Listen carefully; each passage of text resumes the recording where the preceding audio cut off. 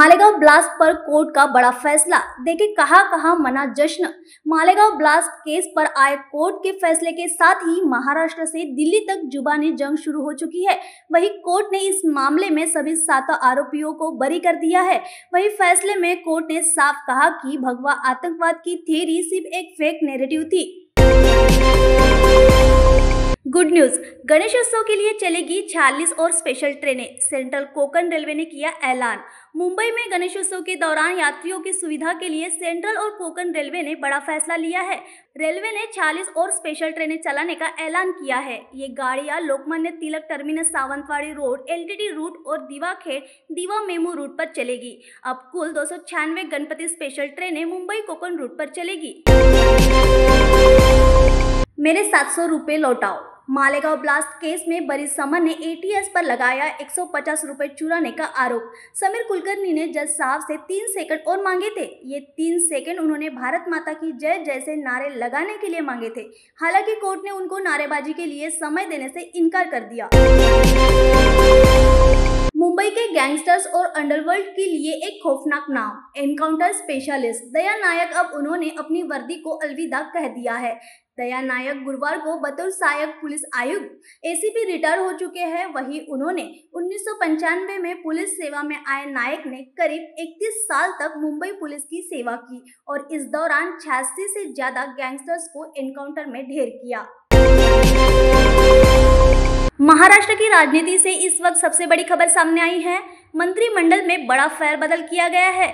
पावसाल अधिवेशन के दौरान सदन में मोबाइल पर रमी गेम खेलने को लेकर विवादों में आए कृषि मंत्री माणिकराव कोकाटे को अब कृषि विभाग से हटा दिया गया है। वहीं विपक्ष की तरफ से कोकाटे के इस्तीफे की लगातार मांग हो रही थी, लेकिन सरकार ने इस्तीफा मंजूर करने के बजाय उन्हें कृषि विभाग से हटाकर नया विभाग सौंप दिया है।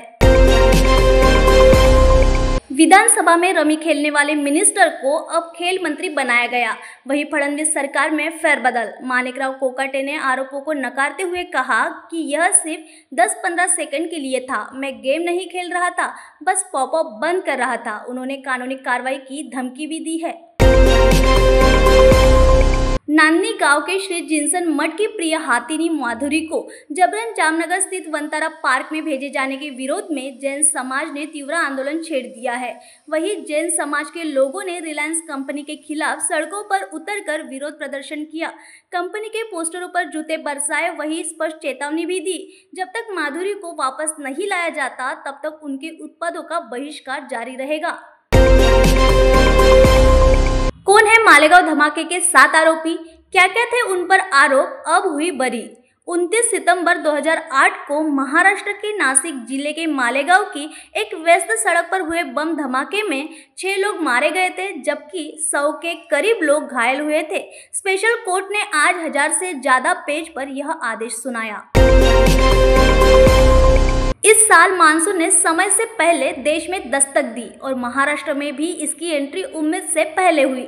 जून की शुरुआत में बारिश ने जोरदार शुरुआत की, लेकिन महीने के बीच में जाकर जैसे रुक सी गई।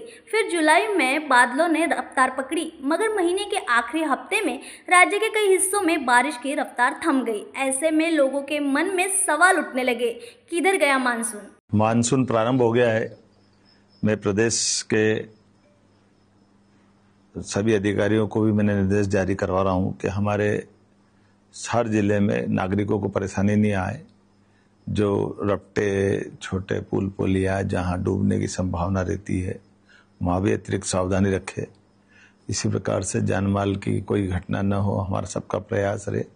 और मैं आम नागरिकों से भी अपील करता हूं कि वो अपने आवागमन के समय जहां बारिश का पानी बढ़ रहा है या बाढ़ का पानी आ रहा है, तो अगर पानी बढ़ता देखें तो अवॉइड करें, उसमें न जाए, क्योंकि ये जान की जोखिम हो सकती है। इसी के साथ साथ हमारे अपने स्कूल के बच्चों को भी स्कूल जाने का समय आया है, वो अपने अपने स्कूल कॉलेज जा रहे हैं, तो वो भी सब सावधानी से छोटे छोटे बच्चों का भी ध्यान रखें। मैं उम्मीद करता हूं कि वैसे तो सब लोग जागरूक हैं, लेकिन फिर भी यथायोग्य प्रकार से हम सब इस बदलते दौर में जितनी सावधानी रखेंगे, वर्षा का मौसम हम सबके लिए एक तरह से फलदायी भी होता है, शुभदायी भी होता है। और अब की बार बारिश का मौसम, मानसून थोड़ा पहले भी आया है और पहले आने के साथ भी हमारे जैसे सभी इंतजाम पर्याप्त है, सरकार वो सब चिंता करेगी।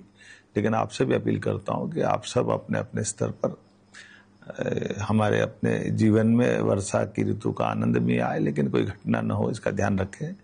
मेरी अपनी ओर से आप सबको बारिश के शुभागमन की बधाई।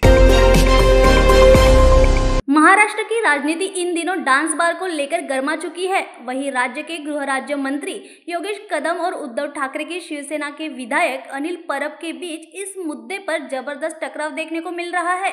वहीं अनिल परब ने बड़ा आरोप लगाते हुए कहा कि योगेश कदम की मां के नाम पर जिन बारों को लाइसेंस मिला है वहां अवैध तरीके से डांस बार चलाए जा रहे हैं।